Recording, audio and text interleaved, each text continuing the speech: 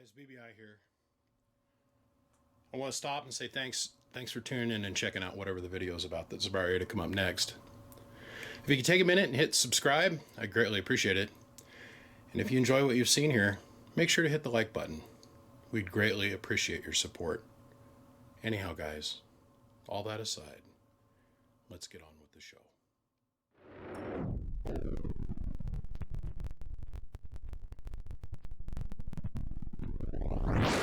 Well, let's see if this little old tiny handy cam, I gotta shoot this, and I gotta shoot it on the fly. I'm not setting up the big old donkey dick camera to shoot this. Gentlemen, this amp has just been sitting here. Excuse me.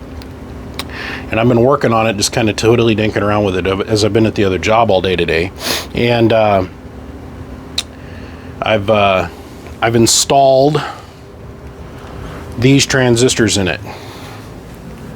These are the latest and greatest thing that have come from the land of the never setting sun of Chinesium. This is an old 1608 HG transistor. See how pretty that is, and they managed to laser cut the label on there, and it's square.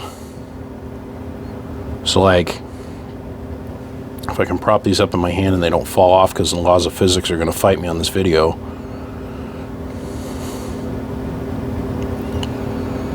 Okay. If we look here, you'll see on the left is the old school, new school, laser cut engraved lid. And on the right is the new one, which is a paint print.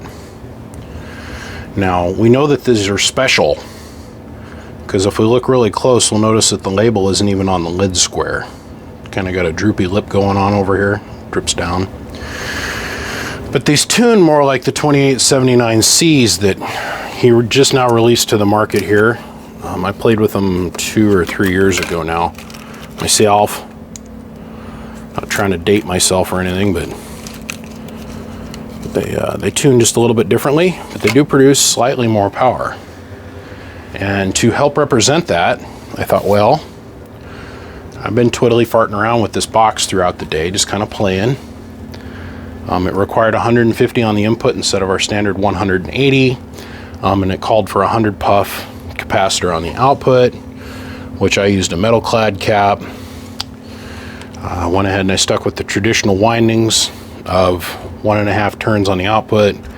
I put a 1,000 puff metal clad across the output transformer and a 330 on the input transformer with 3 turns. Remember, we always count the number of turns based off of the number of wire turns that are facing the transistor. So technically this is 2 and this is 3. If you count it from the back, it's 2 and 1. Okay, so this amp is fully functional. Added new power wire to it, as you can see, and put the 5 watt flyback resistors in here, so to make it really tolerant to drive. And we'll start out on the 2950. Oh, right there. The 2950, which you see is red coax. Turn hook up our red coax. Our red coax. We're going to shut the amp off. Amp off. Let's grab the microphone for the 2950. 1,000 watt slug and peak, 1,000 and average, 5 watt slug and reverse back from the bird, 10,000 watt dummy load. Hello, wow, whole whopping 20 watts. Our principal, modulated, hello, okay. I think you're going to see what I mean here in just a minute. Hello,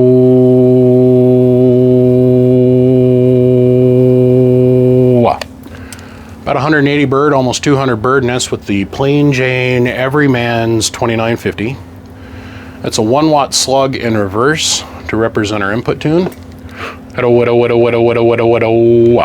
Yeah, that's, let's see, 10 milliwatts worth of reflected power. Audio 1 2 1 2. Output. Principal. Audio modulated. So it's clean, is what I'm getting at here. Clean power.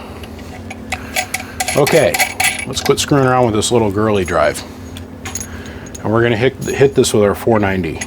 That means a blue coax. See? Blue coax. It's even got a label on it too. So it says SR 490. I love this little camera. It didn't matter where I shoved this little guy. Now, believe it or not, this thing's recording in half the resolution of the other camera. But that's okay. That means processor speed is going to be way up on this. So let's shut this off. We'll shut off our 2950. We'll grab our mic. We're going to grab our 490 microphone. 490. That's our 1000-watt slug again. Hello. Wow. I'm going to put a nice solid 150 peak watts in this thing. Let's see what it does. Hello. 700 peak. Hello.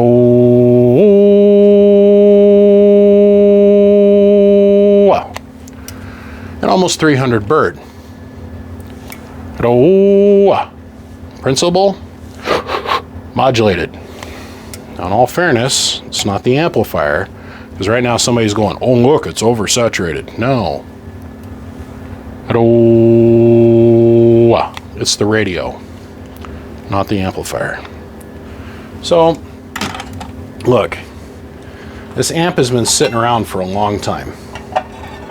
And for some reason tonight, I decided that I'd put the thing back together. I put it back into some semblance of running order. Yes, I'll put a BBI sticker on this. The tin is a little scuffed up. There's a scuff in the paint here, a scuff in the paint here, a scuff in the paint here, and some scuffs on the fin holes. But this is all steel construction. This is a TnT, old Carl built TnT. But like I said, we bought it when you know who owned the business, and this is just old stock that they had laying around. It had PP100s in it when it arrived here, and we used it to determine what was going on with the new PP100s that he was currently releasing. I think that was PP113XA was that current latest gen set of transistors. So this thing's going up for sale. I want $350 for it. That includes the ride. So gentlemen, call me.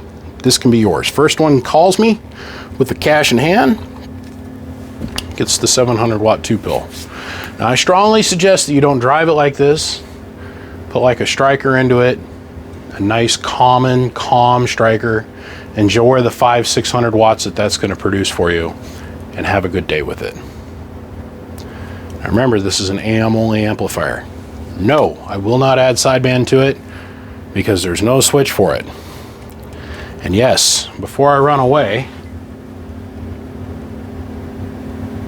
let's see here.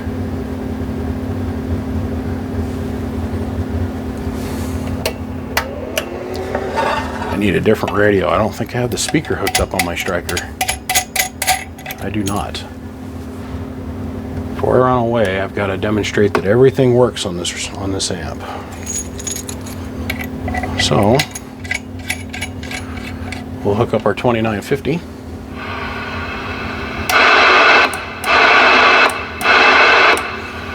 And that is, of course, with the new transistor that's got a 20 dBm less noise floor to it than the stock transistor that was in here. About the only thing I didn't do was the relay upgrade, which I really honestly didn't think that this thing was going to produce those crazy ass watts, but it does. So, and those are all very plain Jane off the shelf radios. I didn't hook up the derail. I'm sure that we could get this thing producing a whole lot more bird if we wanted to, like, put the derail into a 1-pill into this thing. But like I said, guys, it's gonna be for sale. First one that calls this number shoots me a text and says they want it to be theirs, it's theirs. I don't care where it goes, but it can't be here. Gentlemen, thank you very much for tuning in. I appreciate everybody's support. And as always, thank you Bird, thank you Coaxial Dynamics, thank you Siglent, thank you Excess Power, and thank you Mr. Black Productions, and thank every single one of you guys for tuning in and checking this out and helping support me. Without you all, this channel would not exist. I'll see ya. Bye.